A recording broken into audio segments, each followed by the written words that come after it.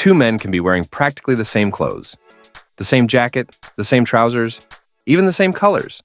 And yet one looks elegant, solid, trustworthy. The other looks careless, improvised, forgettable. Most people think the difference is in the garment, but it's not.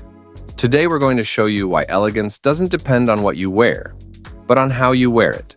Because there are silent mistakes that everyone notices, except you.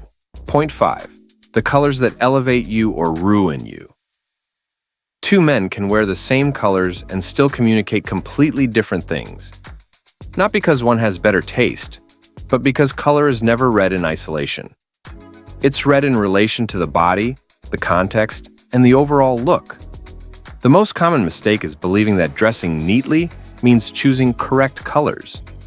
In reality, elegance isn't in the color itself, but in how it's used. The elegant man understands that color should support the image, not star in it. The careless man, on the other hand, uses color to stand out without realizing that he's breaking the overall visual reading. The result isn't originality, it's visual noise. The second factor is contrast. The elegant man reduces contrast. He keeps a close palette between garments, tones that belong to the same chromatic universe. Blue with gray, beige with brown, dark green with off-white. The careless man increases contrast without noticing. Dark trousers with a very light top, shoes that don't dialogue, abrupt visual cuts. The eye stops where it shouldn't. The third factor is coherence with the face and age. The elegant man chooses colors that work with his skin tone and hair. He doesn't fight them.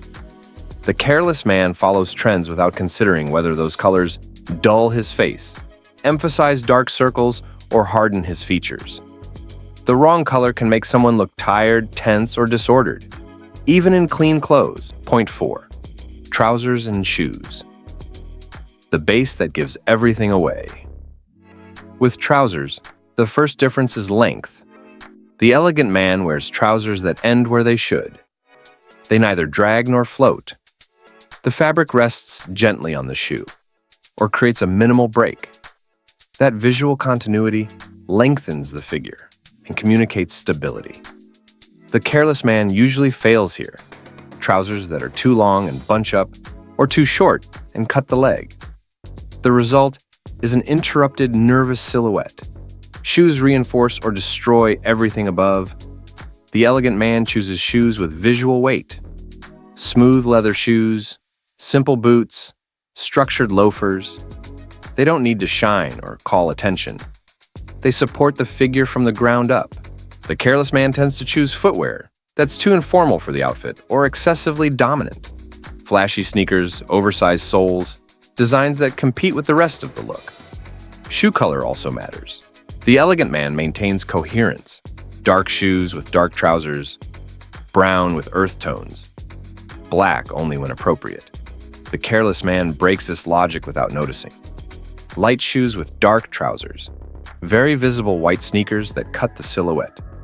The eye drops to the ground when it should flow through the figure. Point 3.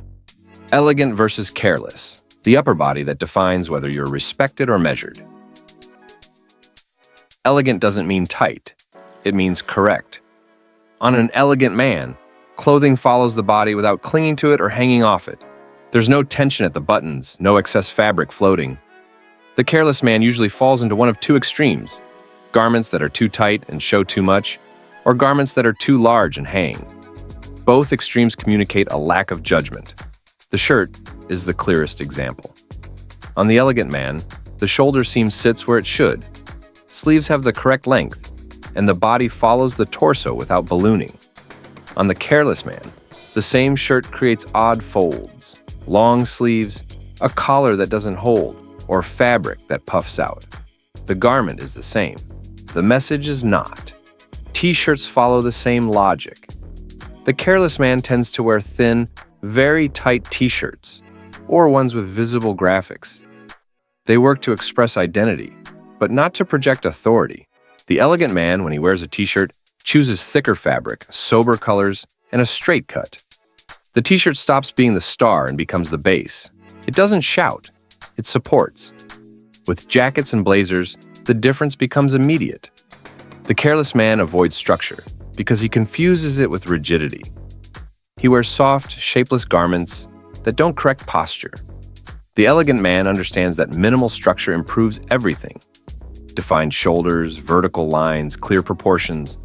The body looks more upright without effort. Point 2. Accessories that support you or expose you. Accessories aren't details, they're amplifiers.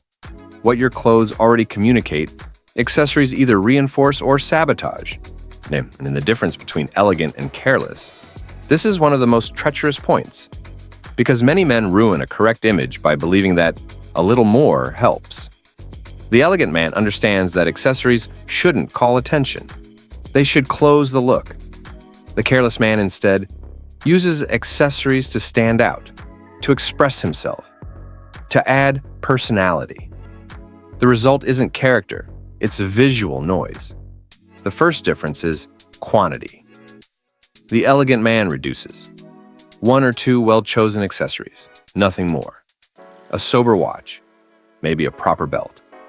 The careless man accumulates without noticing. A large watch, bracelet, ring, necklace, statement glasses. Each element competes for attention, and when everything wants to be seen, nothing imposes. The watch is the clearest example. On the elegant man, the watch accompanies. Medium size, clean dial, neutral colors. It doesn't steal focus. On the careless man, the watch wants to speak for itself. Big, thick, sporty, flashy. It communicates energy, but also a need to be seen. The message isn't control of time. It's a need for validation. Bracelets and necklaces follow the same logic. The elegant man avoids them or uses them almost invisibly. The careless man stacks them as layers of identity. Leather, metal, beads, symbols. Each bracelet adds unnecessary information. The brain doesn't read this as personal style. It reads it as excess. Glasses are another critical point. The elegant man chooses classic models, balanced proportions, sober colors. They don't seek to dominate the image. The careless man chooses exaggerated, trendy frames with aggressive shapes or standout colors. The face becomes dominated by the accessory instead of being framed. Even functional items matter. Backpacks, bags, briefcases. The elegant man chooses structured, simple pieces that support the outfit. The careless man uses sporty backpacks, misshapen bags, or items out of context. Even if practical, they communicate visual disorder. Point 1. When the entire outfit speaks for you. The final point isn't a garment, a color, or an accessory. It's the whole. How everything connects. Whether the image looks intentional or thrown together. The definitive difference between an elegant man and a careless one isn't aesthetic. It's perceived control. The elegant man doesn't dress to highlight parts. He dresses so nothing clashes. His image has no peaks or drops. Everything belongs to the same visual universe. Colors, proportions, levels of formality, textures. Nothing shouts, nothing is excessive, nothing is missing. The result is a clear sensation. This man knows what he's doing. The careless man, on the other hand, usually doesn't look bad piece by piece. That's the problem. Each element can be fine, but together they don't tell the same story. A neat upper body with an informal lower half. Shoes that don't dialogue with the trousers. Accessories that look like they're from another day. The brain detects that incoherence in seconds and translates it as improvisation. Elegance isn't rigidity, it's consistency. The elegant man can dress casually or formally, but he always maintains the same level across the entire body. He doesn't mix registers without intention. The careless man crosses signals without realizing it. And when an image sends contradictory signals, it loses authority. Another key factor is repetition. The elegant man repeats formulas that work. He maintains a palette, a silhouette, a general style. That builds strong visual identity. The careless man changes constantly. He tries, adjusts, mixes. Not because he's creative, but because he lacks a system.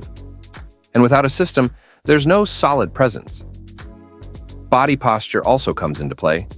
The elegant outfit helps the body appear more upright, more stable. The clothes support and correct. The careless man wears garments that don't support, that collapse, that distort the figure. The body looks less firm, even when standing still. They don't respect you for what you wear. They respect you for what you project. And that can't be improvised. Because being a man is an art at any age.